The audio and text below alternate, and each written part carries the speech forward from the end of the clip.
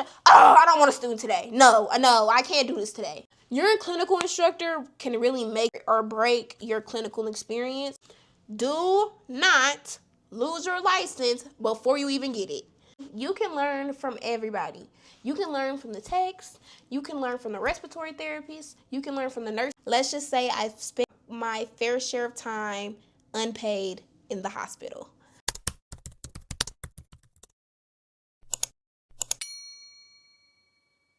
Hey guys, welcome back to my channel. If you don't know me, my name is Denasia, but you can call me Nay, and that is no E. First of all, my hands are ashy. I just looked down and seen that because I was just washing them. But like I said, my name is Denasia, and today's video is going to be one of the highly requested videos. I tell y'all all the time, if y'all have videos that y'all want to see, just let me know. Sorry, y'all. I talk with my hands, and I can't have y'all like, dang, this little girl hands is ashy. So I have to put on some lotion. But yeah, I tell y'all all the time that if you have a video request, literally just comment it down below and I will get to it. I love making videos for y'all, love chatting to y'all. And y'all kind of ate with this one because this is a video I would have never thought to do. Okay? Ever. But when I thought about it, I was like, dang, I remember how nervous I was my first day clinicals. I didn't know what to expect. I didn't know what was going on. You hear all these horror stories. So I was like, dang, I probably can't eat some minds, help y'all out, put y'all on game a little bit. So that's what we're going to be doing in today's video. So today's video is going to be a nursing school clinicals video, what to expect, and how to prepare. So I have some notes on my iPad. Y'all know me and my iPad go together real bad. So yeah, this video is going to be broken up into 3 parts. It's going to be what to expect, so kind of going through your average clinical day, different aspects about clinicals, how to prepare, so what I bring, the things I do to prepare, getting ready for it the night before, all that. And then lastly, I'm just going to give you guys my personal advice, so things that just didn't fit into the category, but I do feel like y'all should know. Stay tuned for that part because I'm gonna put y'all on game. That part's gonna be the stuff that everyone knows, all the nursing student knows, everybody sees happening, but nobody wants to say. I'm gonna say it. So yeah. With that being said, before I get started, I just want to say, one, everybody knows when I do my talking videos, I always do my makeup or some type of activity, usually my makeup, a get ready with me, just because I feel like it's more engaging for y'all to watch me do something and not just yap for however long. And then also it helps me stay on task because my attention span is short. And I will get on a tangent. I'll start yapping. This video will be about clinicals, and I'll be talking to y'all about my graduation trip to Greece. Okay? So, yeah. That just helps me a lot. And then the second thing is I would just wanted to tell you guys a little bit about me because I feel like why would you watch this video if you don't even know if I'm a qualified source? So if you don't know me, my name is Denasia. I am 18 years old and I will be graduating this August with my Bachelor's of Science in Nursing.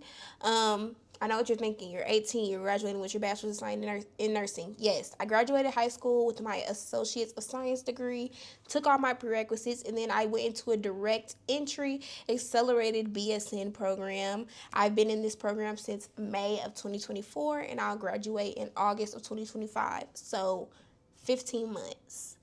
I know. It's a lot. It's a lot. Additional credentials. I have been doing clinicals since June 2024 up until now. So yeah, let's just say I've spent my fair share of time unpaid in the hospital. So yeah, I just want to put y'all on game because clinicals, I'm not gonna lie, I feel like clinicals is not even the hardest part of nursing school, but it can be pretty nerve-wracking until you get the hang of it. So yeah, I'm going to pull out my products real quick and then we'll go ahead and get started with what to expect for nursing school clinicals. Okay, so what to expect for clinicals. In nursing school, your clinicals are going to correspond with whatever class you're taking at the time.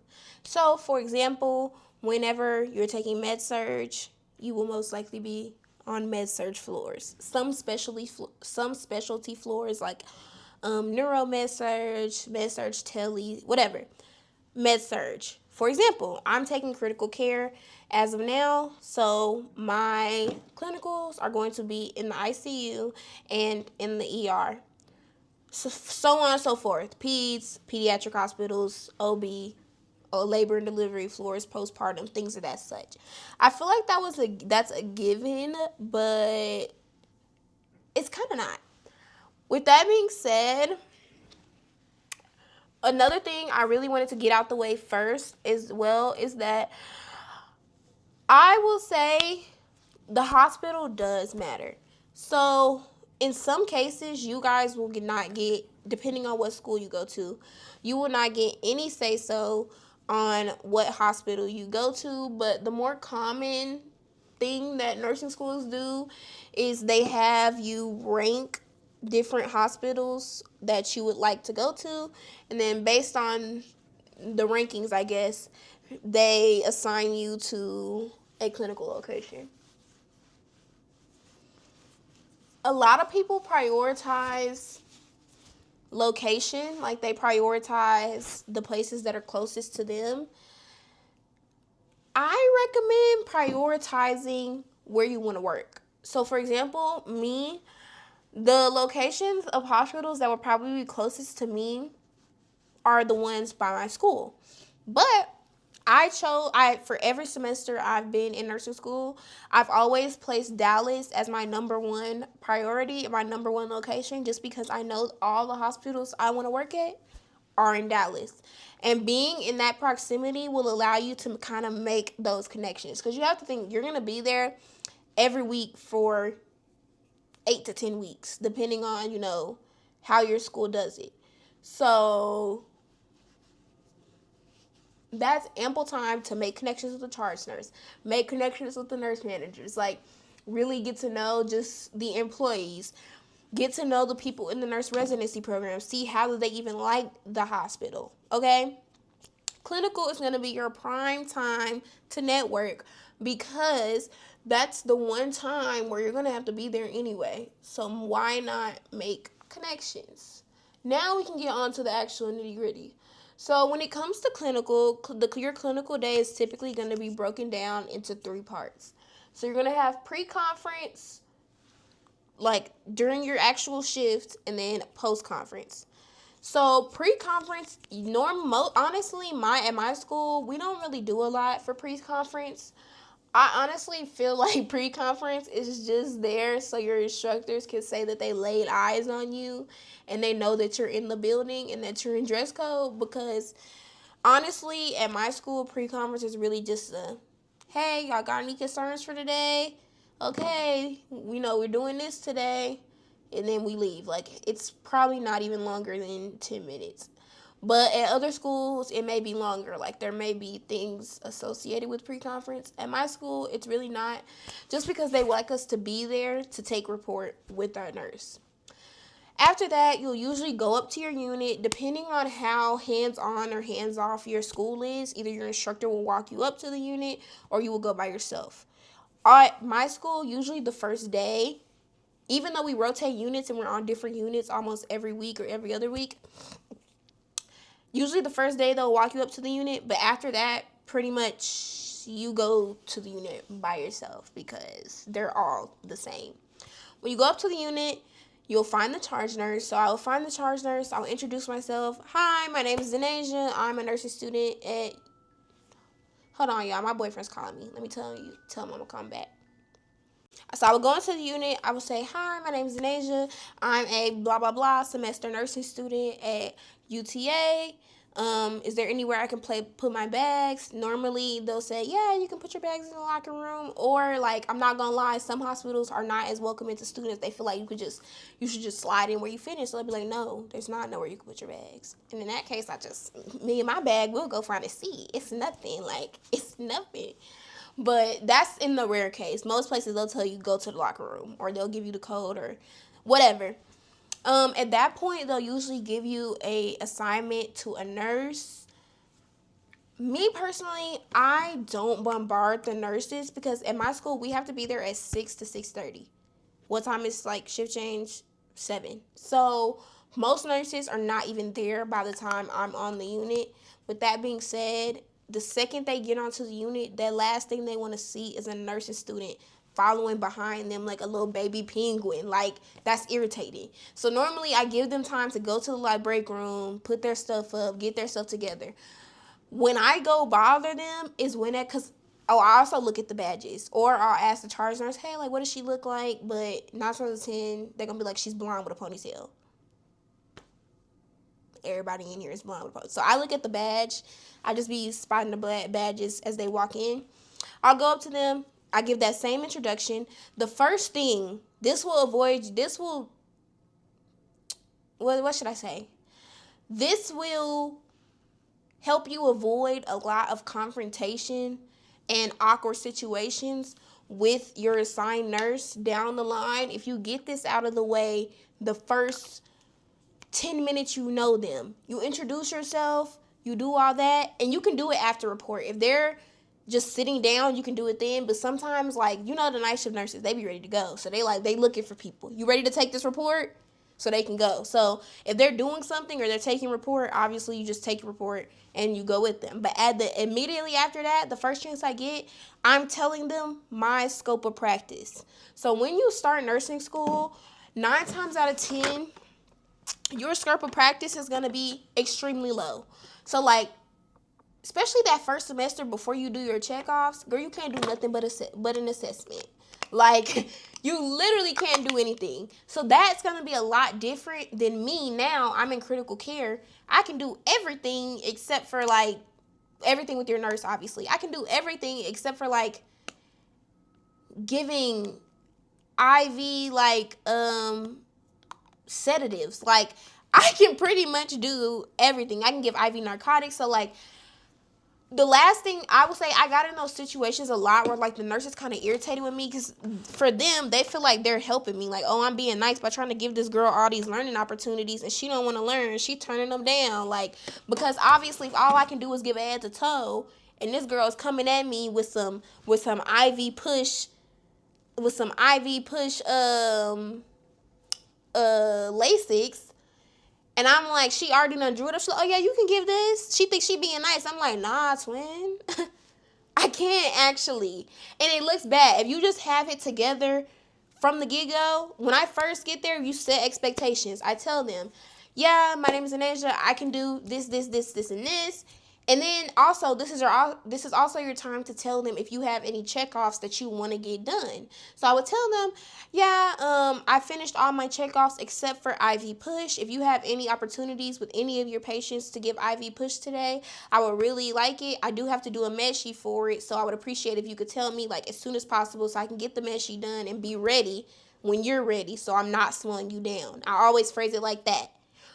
Because the worst feeling is when you spend your whole morning doing all these mess sheets and then they got rushed, so they just got irritated with you and they just gave it. Is you cool? Like, are you cool? Are you genuinely cool? Avoid all that. Set expectations. Set a plan for the day when you first walk through the door. Okay? When you first walk through the door.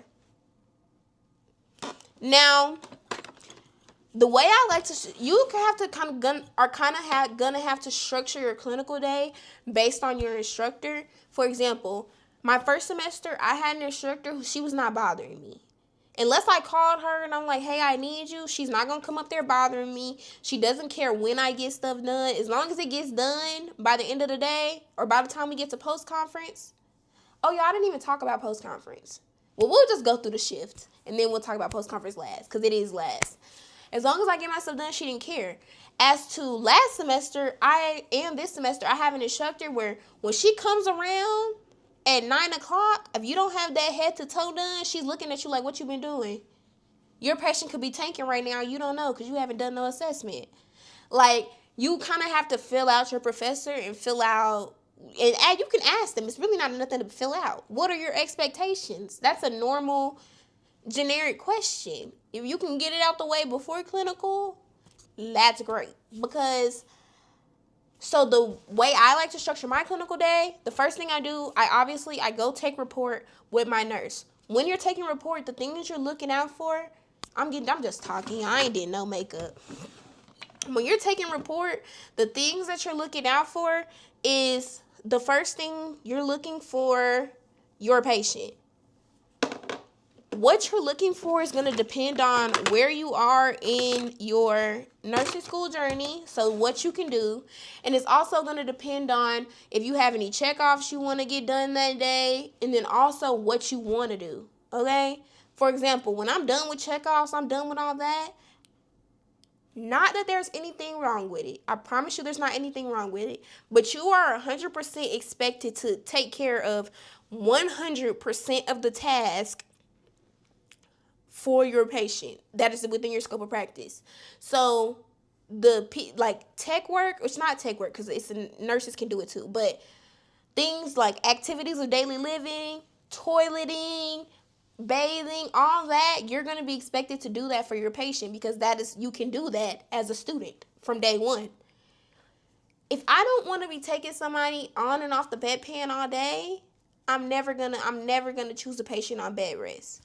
I'm never going to choose that for myself if I can avoid it. Like, if that's all your nurse has, then that's just all your nurse has. So you're just, that's your vibes for today. But, yeah, if I can avoid it, why would I do that to myself? I'm not going to. So, honestly, if I don't have any, I'm just being real, y'all. If I don't have any, if I don't have any reason that I need that patient, I'm choosing a patient that can take themselves to the bathroom. I'm choosing a patient, and even if they need assistance, I'm not going to choose a patient that's a full assist or fully dependent on me. I'm going to choose a patient that's like a standby assist. Oh, yeah, when you need to press your call light when you need to get up, I'm going to be here. I'm just standing by. I'm making sure things is cool. You know? Because I'm not going to lie, I hate bedpans. I actually do. I hate bedpans a lot. Because honestly, this is so off track, but they're so useless. Because 9 times out of 10, the patient is always missing the bedpan. Especially for number 2, this is so team, but no. I'm sorry. I'm not doing that bedpan. So, yeah. But that's what you're doing in report. Also in report, you want to take note of the things that the night shift nurse is saying, because you also have to, in most cases, give report back on your patient. So that lets you know you need to know the things that changed. If in night shift report you heard, oh, the patient is A&O times 4, and throughout your shift you're going in the room, you're doing your assessment, and the patient is telling you that George W. Bush is still president, that's a big change. That's something you need to be notifying the nurse about. That's something you need to be, keeping in mind, because that's a big change from what they just were last night. So just keep that in mind. After you take report with your nurse, the next thing you're going to want to do, your nurse is probably going to go do morning meds. Morning meds, especially on a med surge floor, I kid you not, the bane of my existence. I hate it so bad. It's so busy. Everybody's just running around. Everybody's in these long lines at the Pyxis. It's just so annoying, and I hate it so bad. So for me personally, if I am going to give meds that day, it's never going to be morning meds. If it is a morning med, the way you can do it, if you just have to give a morning med, you need to give a morning med, the way I always phrase it is, because there has been circumstances where if I need an IV push and I'm on floors where IV pushes are not common, I'm not going to miss the opportunity just because it's due at 8 o'clock. No. What I'll tell my nurse is, hi, I really want to get an IV push med this morning. I see this patient has an IV push med due at 8. Is it okay with you if I give this medicine? Once you go through all your patients and give meds to all your patients, if you come back to this patient last, I will be ready for you by then. Very simple. Now, I don't like it because I still have to rush. And me personally, I'm not going to give anything that if I feel rushed or if I feel like I don't have time to really make sure I know what I'm doing or know what I'm giving, I just won't give it. Because this is something I'm going to stress to y'all a lot throughout this video. Do not lose your license before you even get it. Like, don't. I promise you, it's not worth it. And on top of that, you're not even getting paid. So, losing your license trying to be, all extra helpful and giving all these additional medications that you haven't done med sheets for or you're not allowed to give, I promise you, yeah, they may not find out, but what if they do? Then what? Now we all just looking stupid because what's going on? And I promise these schools, they don't care at all. Like, I promise you, it doesn't stop their day at all to kick you out the program. They don't care. Maybe they check got cashed. Cash. They'll send you that email in a jiffy. Do not put your future license at risk before you even get it. Do what's in your scope of practice and follow the correct procedures that your school has.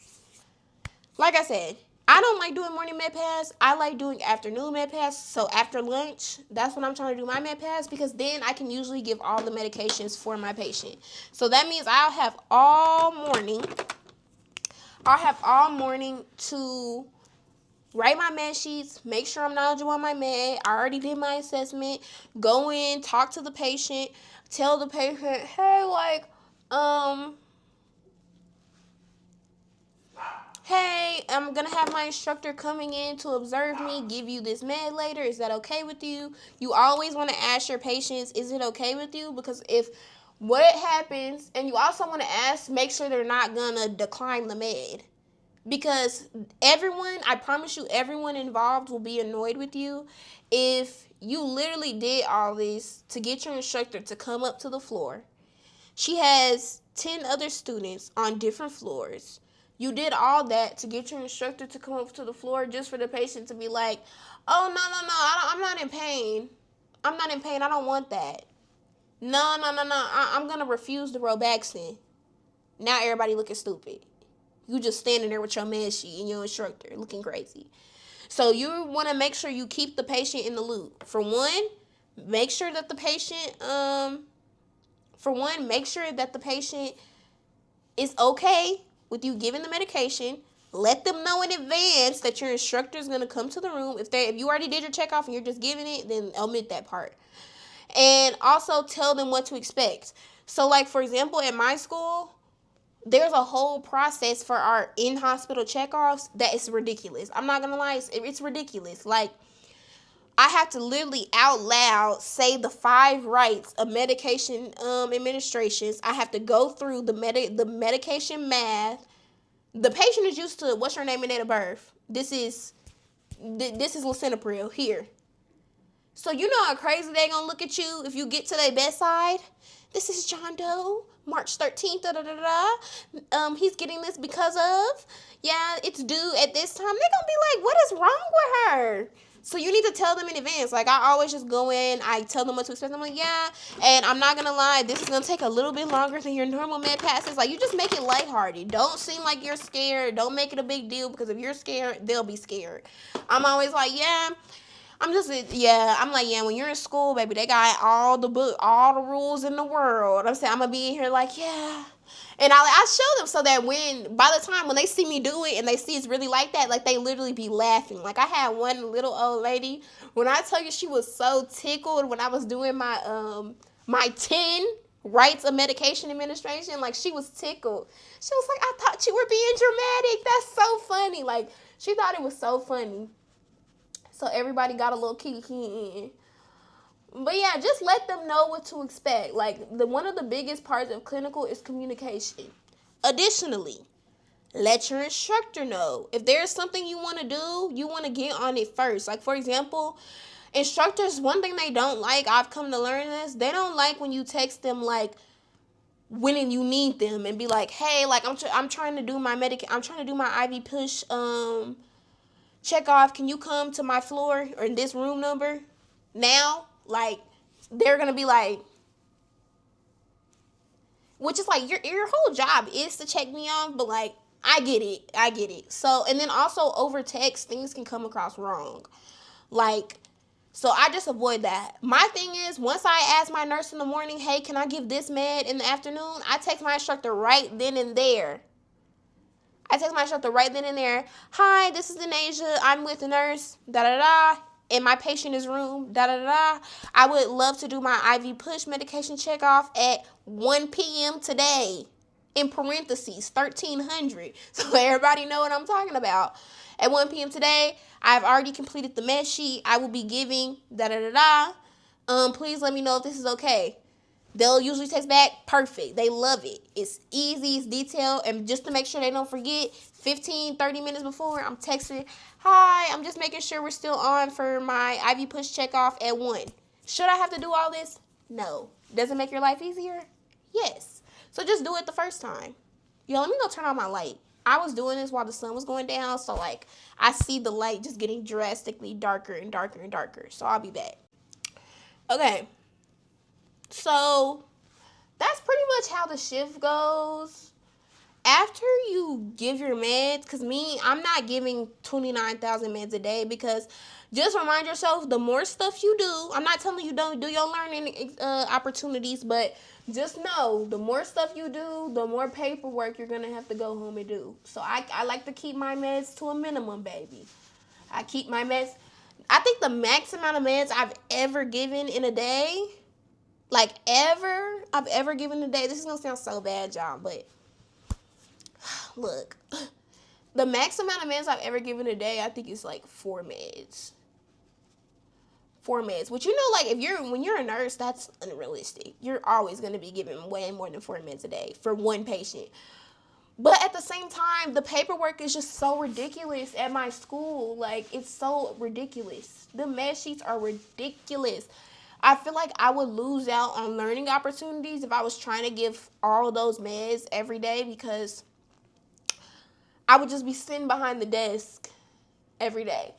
And it's like, I want to learn how to actually be a nurse. My second thing is, you can learn from everybody, okay? You can learn from everybody. You can learn from the techs. You can learn from the respiratory therapists. You can learn from the nurses. Obviously, you can learn from the charge nurse.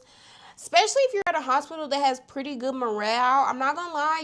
Y'all know, if y'all watch my nursing school diaries, which you definitely should.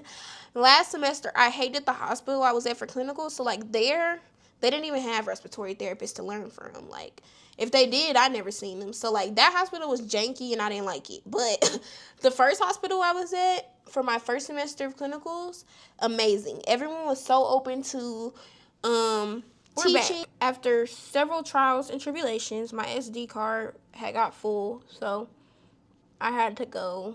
I had to export all the footage on there and then delete all this off. Anyways, back to what I was saying. Y'all, I don't even remember. Another thing I want to talk about is, always remember that the ultimate goal of you being at clinicals is to learn.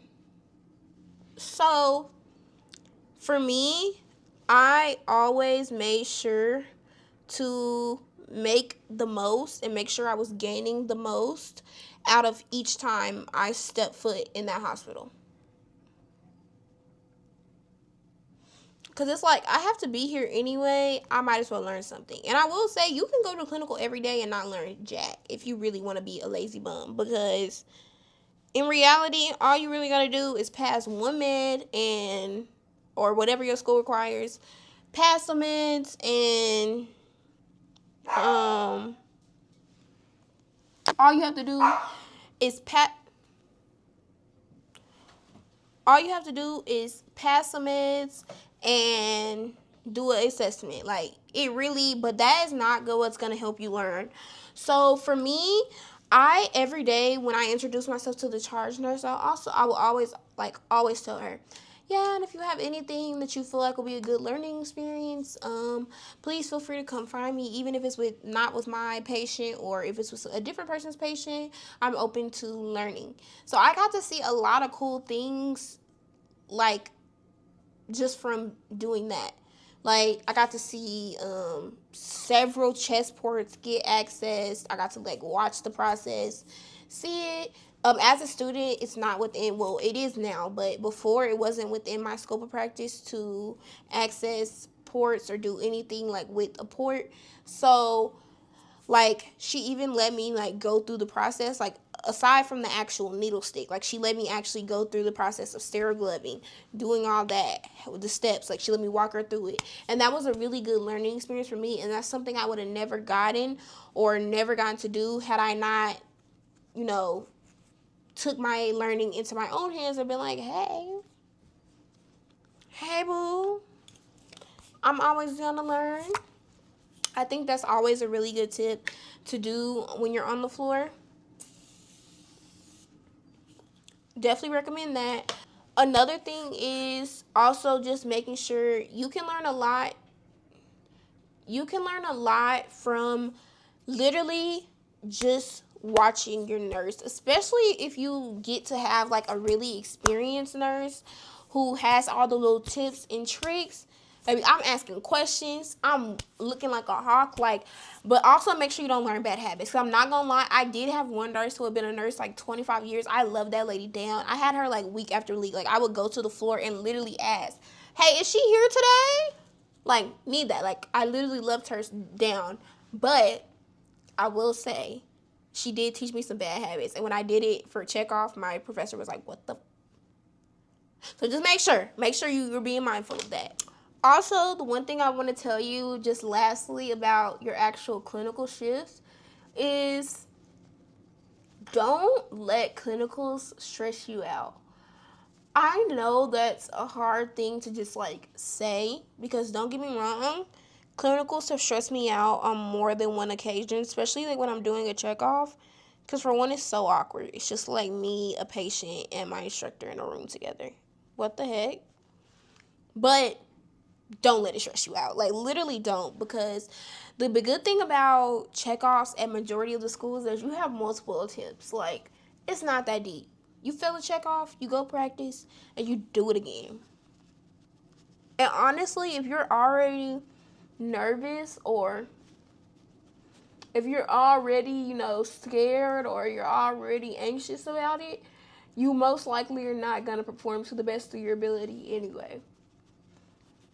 So I always say we're at clinicals to learn, but you're there to have fun too. Like, learn, but have fun at the same time. Really enjoy the experience. I've had so many good times at clinicals by simply taking the pressure off of myself. Because, like, in some cases, it may be your instructor layering the pressure on, but a lot of times it's you. Like, it's literally you putting the pressure on yourself.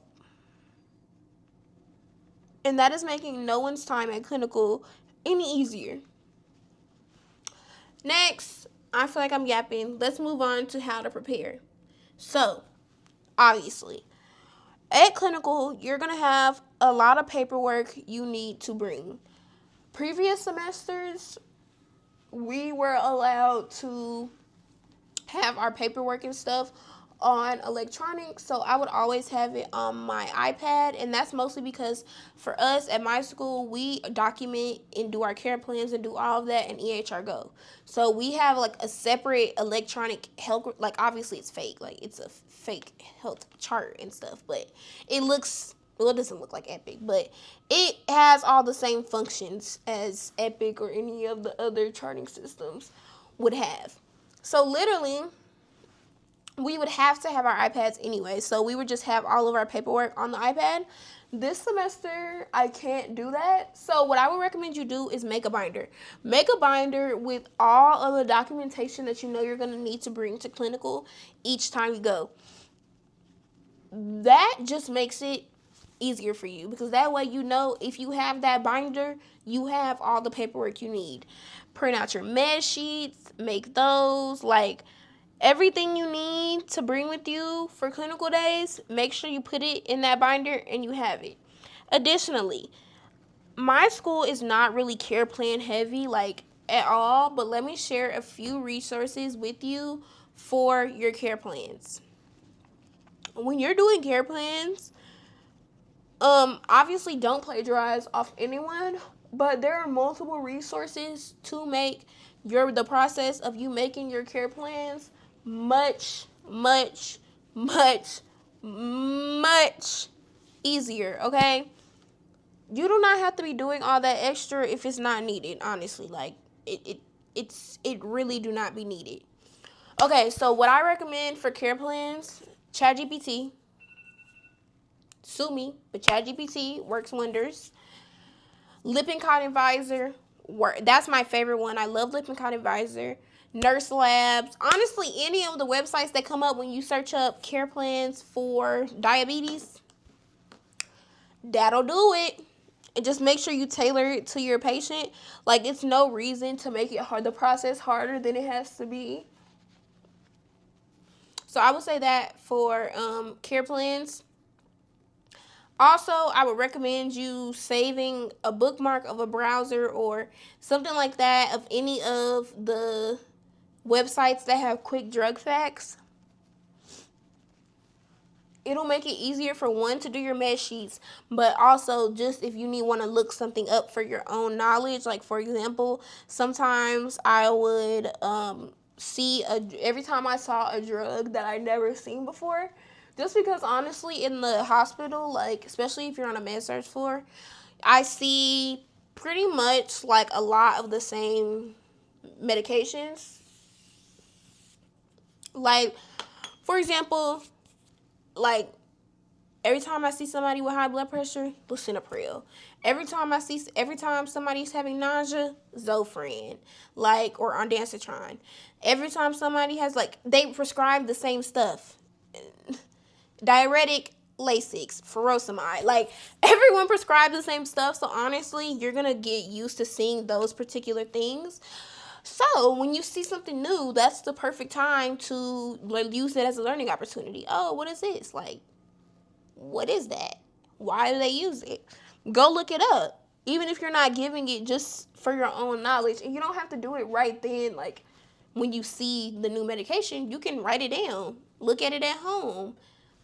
Additionally, another thing I think y'all should bring is a little notepad. So I have a mini notepad that I use with me during clinical and lab, and that's just where I write down all those little notes, all those little things, like not even just clinically related things, but just small things that you want to remember. So, for example, like for me, one of the things I always write down is the passwords to like the rooms, because that's annoying to have to keep asking people. Just write it down. Depending on the hospital, you may or may not get access to their system. So like write down your password, so you don't gotta keep calling tech support. I literally would write everything down in that little notebook. Reminders for myself, like reminder, do this, do that, and it worked amazing for me. And like sometimes we have a specific SBAR form that our school uses, but sometimes my instructors will be like, I don't really care if you use that SBAR form or not. You can use whatever you want to use. So I would literally write down my SBAR on that form, because why would I,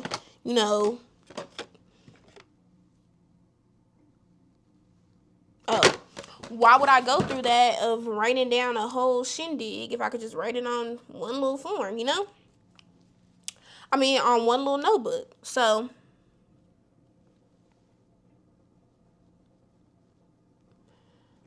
that's one thing I do want to say about that.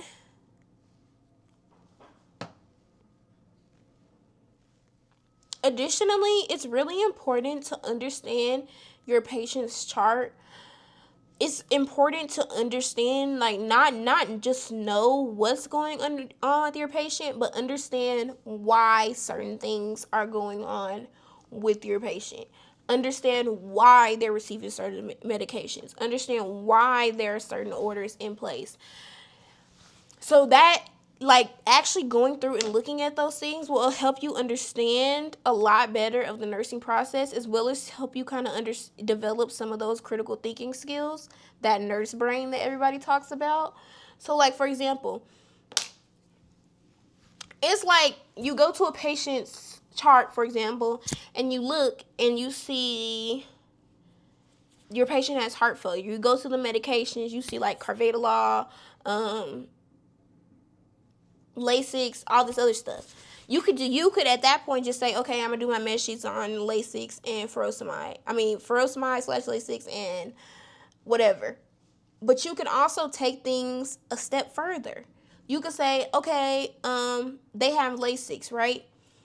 They've been on Lasix for however long. Oh, I wonder what their potassium is. You can go look at the last potassium. You see that their last potassium was 3.4. So that would cause you to be like, oh, I wonder if there's potassium ordered. That's another med I can give. You go look, you see they have K-Dur ordered. The potassium is ordered for the afternoon. Oh, now I can give that med. So you need to like understand why you're doing things. Or, for example, you see a patient who you're about to give an antibiotic to, but in their chart you see they're here for heart failure. So you're like, why am I giving an antibiotic? What is this antibiotic doing? You go look further. You're going to see, oh, this patient had surgery a week ago. Even though they're here for heart failure, they had a surgery a week ago. So it's now you're just connecting those dots. That is really, really, really, really, really important. It took me a long time to be able to look at a chart and be able to make the information connect the dots in my head. Or, for example, in this same patient, you hear your nurse say, oh, can you go place the patient on cardiac monitoring? Why am I placing the patient on cardiac monitoring? Well, okay, let's pretend they're not here for heart failure because they probably will already be on it. But let's pretend they're here for a different diagnosis, but they have the same labs I just told you about. Oh, we know we're going to go place them on cardiac monitoring because their potassium is 3.4. Y'all get what I'm saying? Like, making sure you're learning and you're understanding. The next thing is preparing your clinical bag. So, in your clinical bag, honestly, it's really not that deep. Bring all the normal stuff.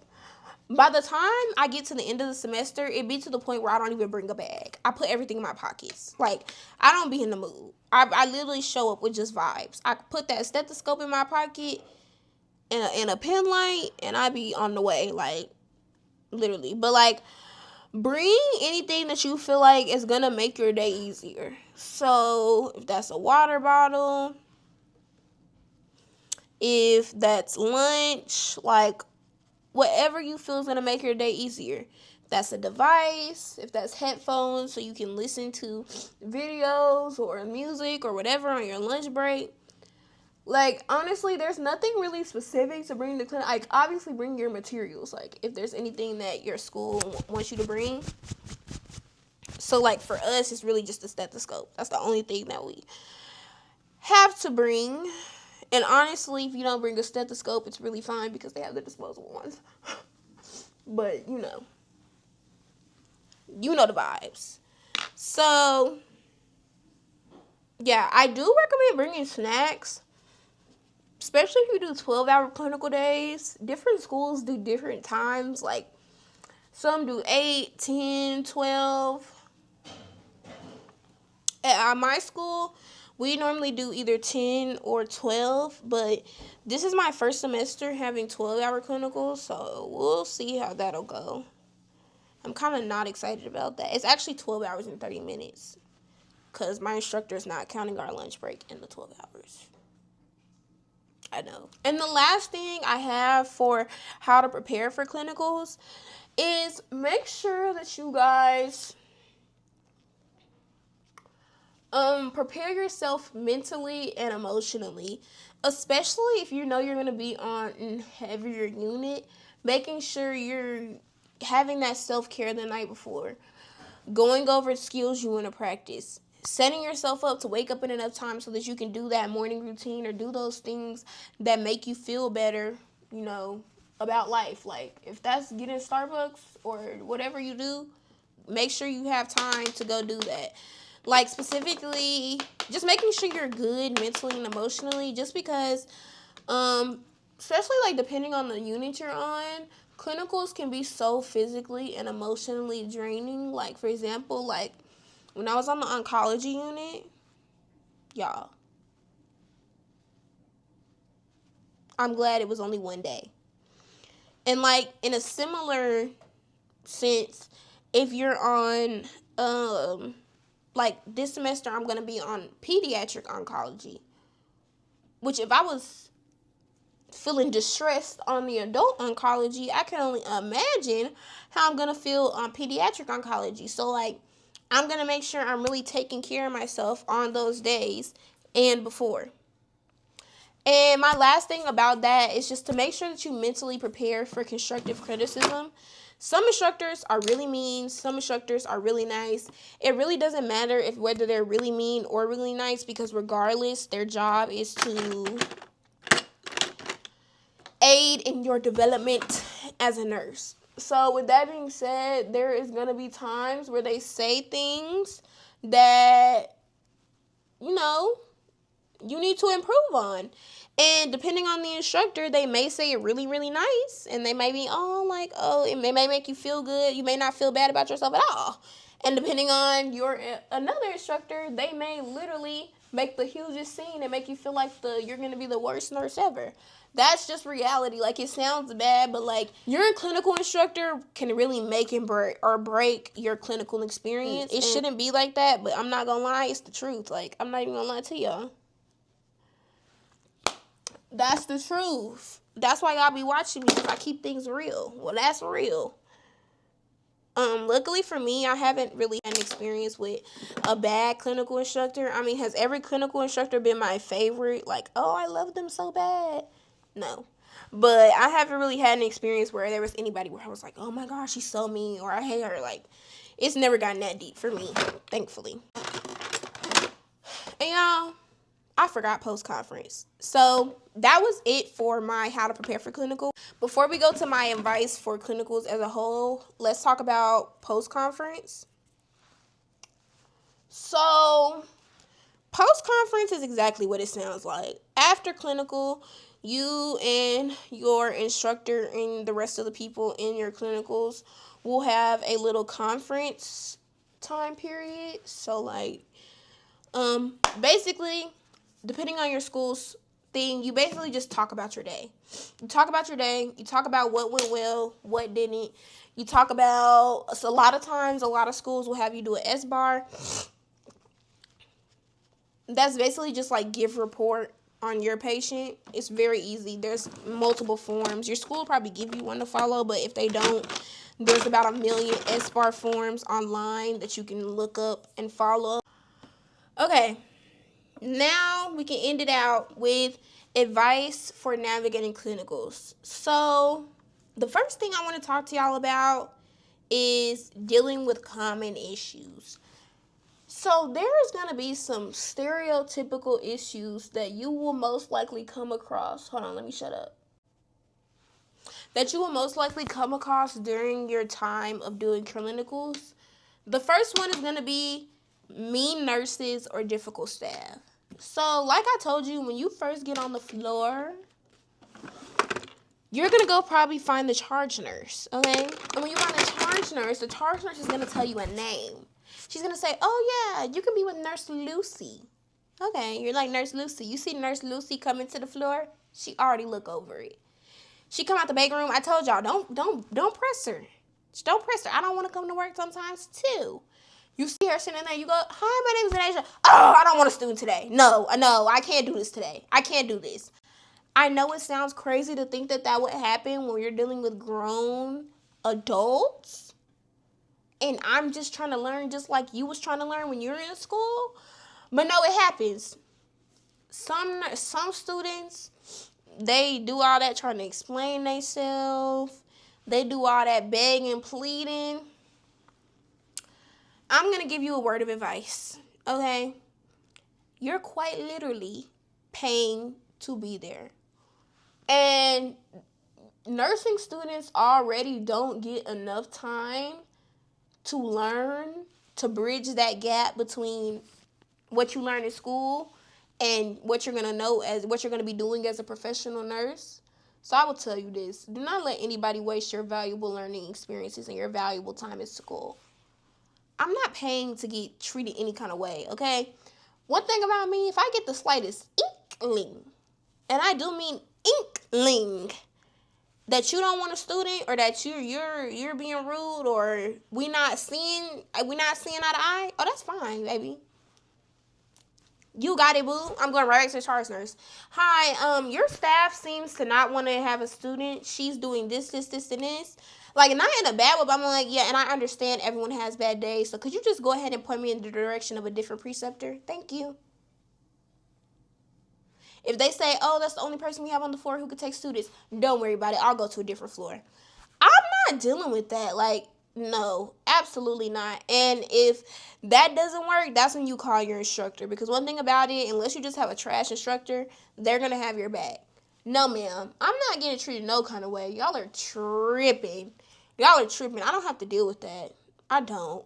And honestly, I'm lucky to say that this has not happened to me often. There have been some cases where, like, I have had nurses who I could tell weren't ecstatic about having a student, but, like, as long as they aren't mean to me or making it, like, nothing personal, then, shoot, I don't know, you can take it up with your charge nurse. She the one that sent me over here. But as long as it's not nothing personal, like, I can deal with that. I'm not saying you have to be trying to be besties with me, but you're not going to be disrespectful, and you're not going to impede on my learning at the end of the day. So if those two things are occurring, that's my cue to dip it, because absolutely not. That's not appropriate, and it's not going to be tolerated. By me, at least. I can't tell y'all what to tolerate, but I can tell you what I won't. And that's one of them. Okay?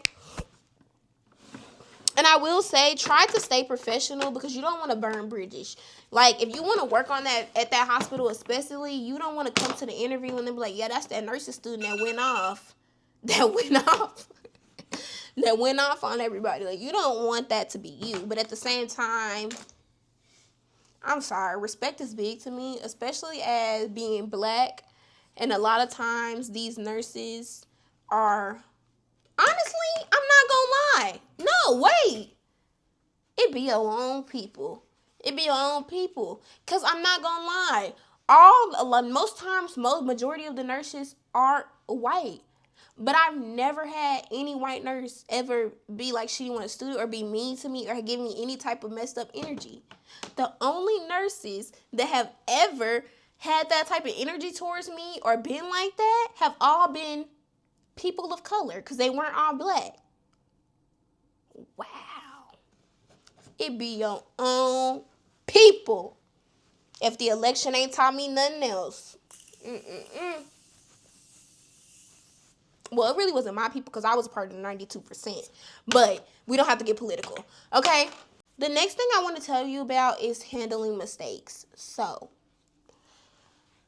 you just have to be Florence Nightingale if throughout your whole time in clinicals you never make a mistake. Now, there's a lot of systems in place to keep us from making any mistakes that would, like, harm a patient, thank God. But I'm not gonna lie, most nursing students at some point in their nursing career in their nursing school career are going to make some type of mistake in clinical. Now, 9 times out of 10, it's not nothing big. But when you're a student, you already feel kind of stupid, so everything feels big. Like, at least for me, I honestly haven't made any mistakes throughout my time in clinical, thank God. Knock on wood again. I haven't made any mistakes, but I've had a lot of almost mistakes. I'm not gonna lie. Not a lot, but like 2 to 3 times to where I'm like, oh shit. You thought you had it. Lock in. You're still student. You're still student, Nurse Bay. Lock in. Pay attention. So, like, Because one thing about me, and none of them were related to medications. Because if it's one thing I don't play about, no medication. But I'm not gonna lie, I'll tell y'all one of them, because this one was like one that like was not that big of a deal. I can't tell y'all all of them because you never know who will see these videos in the future. Not all of them, because like there's been a lot, but there's really only been 2. But I don't want to tell y'all the other one because that one was really embarrassing. But I'll tell y'all one. I haven't even told my mom this. So this was an almost mistake again. So this was like my first day in my med surg where I had completed all my checkoffs, so I could basically do everything. Like obviously with my nurse, but I could do everything. I could give IV push meds. I could give IM injections. I sub-Q. I was medication down, so you would think that this mistake has to do with a medication, but it doesn't. It has nothing to do with the medication because, like I said, I don't play about medications. I felt like Big Boss General because I had just got through giving a like I had just gave like I think I gave like 4 IV push meds that day. I was on a roll. I was doing my big one. So I'm like, oh yeah. So the day is almost over, right? The day is almost over. My nurse, he loves me so bad. He was like, you're so smart. You're going to be an amazing nurse. So he's giving me a lot of responsibility. I'm not going to lie and ask for all this, but he was so nice. And he literally made sure that I was able to do everything I wanted to do in that day. So I'm like, okay, I'll help him out. So he has a new admin, right? We have a new admin. We have a patient coming up to the floor. Mind you, this is a neuro floor. We're on a neuro floor currently, present day speaking. We're on a neuro floor, y'all. So, but the patient coming up was a COPD patient. The patient was a COPD patient, but he was coming to our floor because, you know, hospitals, they have overflow sometimes. The other floors is full. So I'm like, cool. One thing about me, if it's 2 conditions I know, 3 conditions I know about, like I know down, COPD, diabetes, and congestive heart failure. I don't know why my med surg class really banged them into my brain. So I'm cool. I know all about this. The man gets up there. Nobody is ever compliant with the oxygen, first of all. As soon as you leave the room, they snatching the oxygen off, pulling it out their nose, taking the mask off. But the one time he could have took it off, then he want to be Mr. Compliant. Like, oh, please, y'all.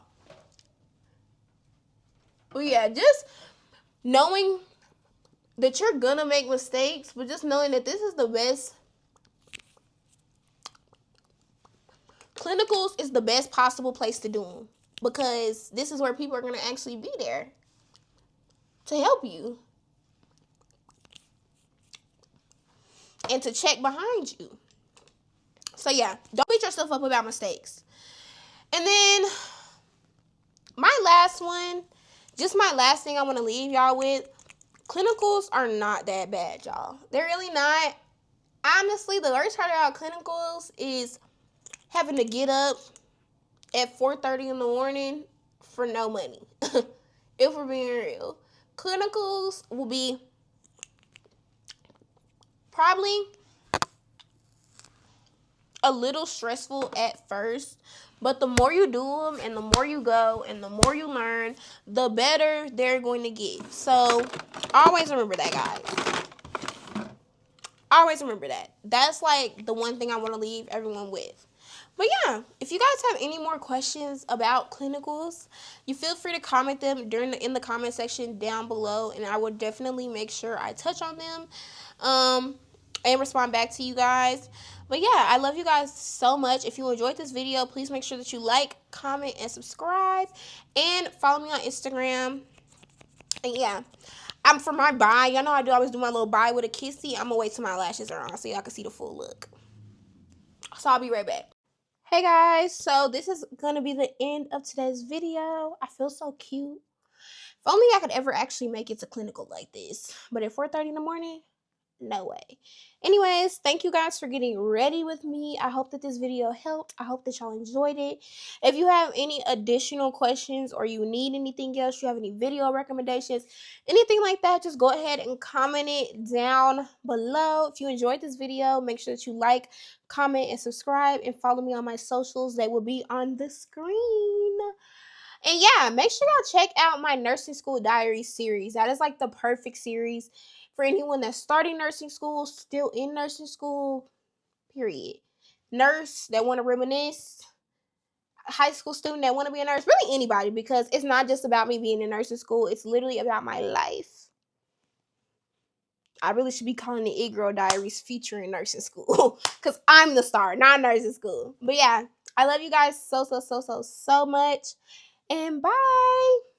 Mwah. I don't even say bye no more. I be like, mwah, no balls.